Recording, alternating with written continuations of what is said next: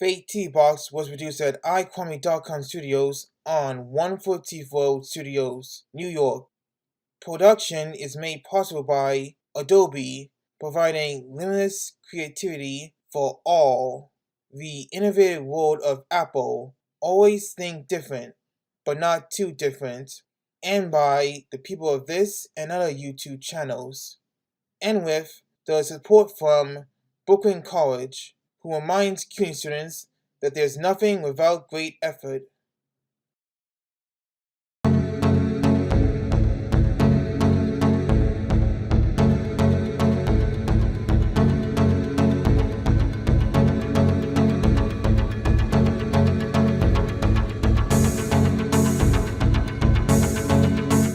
Hi there, KlicKNettars. Welcome to FakeTV Box with Kwame Alexander.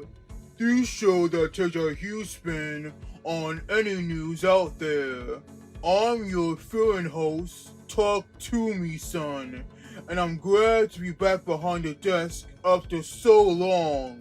The actual host, Kwame Alexander, has elected to step away in solidarity with the ongoing union strikes held by the WGA and SAG.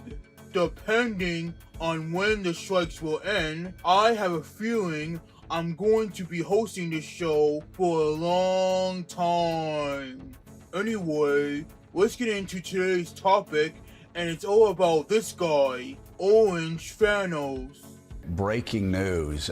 Jonathan Lemire, it looks like another indictment, perhaps the most significant indictment, may be coming Donald Trump's way. Yeah, we may be on the verge of that in just a couple of days. Just in the last few minutes, Joe, Donald Trump posted on Truth Social, his fledgling social media site, to reveal this. I'm paraphrasing. He says he received a target letter from the Department of Justice, from Jack Smith's office, Sunday night, saying that he is indeed a target of the January 6th grand jury investigation.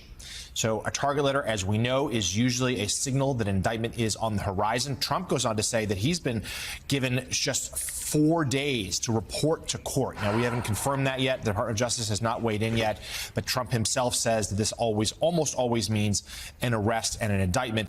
As if former President Donald Trump didn't look so guilty by now, the news broke out by Trump himself that he received a letter from Special Counsel Jack Smith saying that he's been targeted by a Washington-based grand jury examining the January 6th riot and efforts to turn over the 2020 election.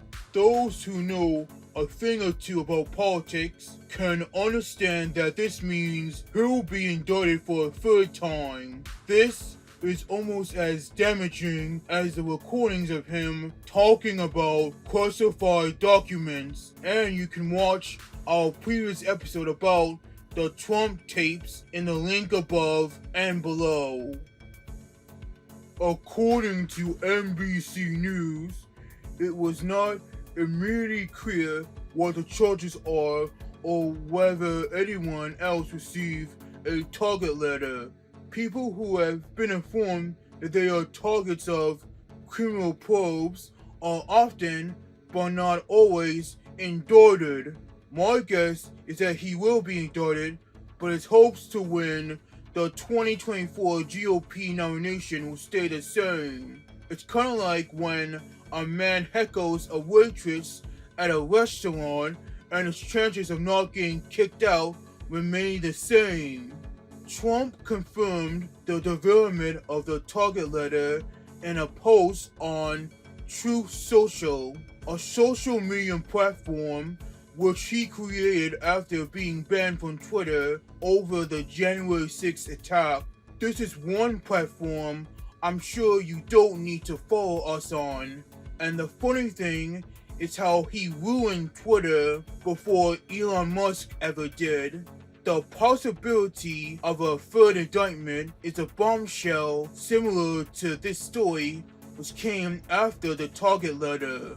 We do have some breaking news to get to now in a different 2020 election interference investigation. Michigan Attorney General Dana Nessel just announced her office charged 16 people with participating in a fake elector scheme to overturn the 2020 election. These people are being charged with felonies because they conspired in December of 2020 to go before the Senate in the state of Michigan and fraudulently say that they were duly elected by the people of Michigan to represent their votes. As the state attorney general points out, Michigan voted for Joe Biden, but these people were going to sign papers. In fact, they did sign papers saying they were elected, saying that they were the rightful state electors when they were not, and they knew they were not, so that they could go forward to the Senate and present a different outcome, that Donald Trump had been elected by the state of Michigan. Call them the On-Street 16 folks, as these appear to be the first charges filed against fake electors. They are not related to the Trump target letter situation, but they do demonstrate just how far Trump went to win a second term of president. It's kind of like how far Roman Reigns went to use the Usos to protect his now 3-year reign as undisputed WWE Universal Champion.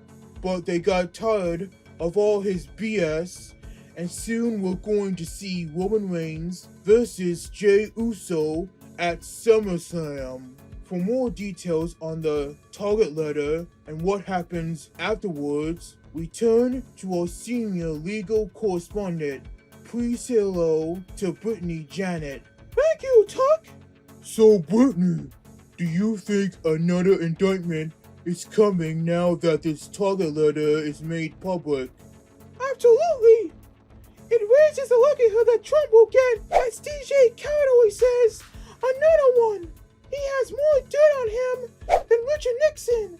And this target letter notified his lawyers that so much dirt will topple all over him like a mountain. Okay, so prosecutors have reason to believe that he committed a crime in his efforts to stay in office. And sources say that the charges could put him in jail for good. Not so fast, Tuck. Let's look at the charges first. There's a total of 3. Number 1, for tampering with a witness. Number 2, conspiracy to defraud the United States. And number 3, deprivation of civil rights, which violates Section 241 of Title 18 of the U.S. Code. Whoa, those are some really big words for a bear in a dress, Britney. But what can we expect to happen next if these statutes are accurate?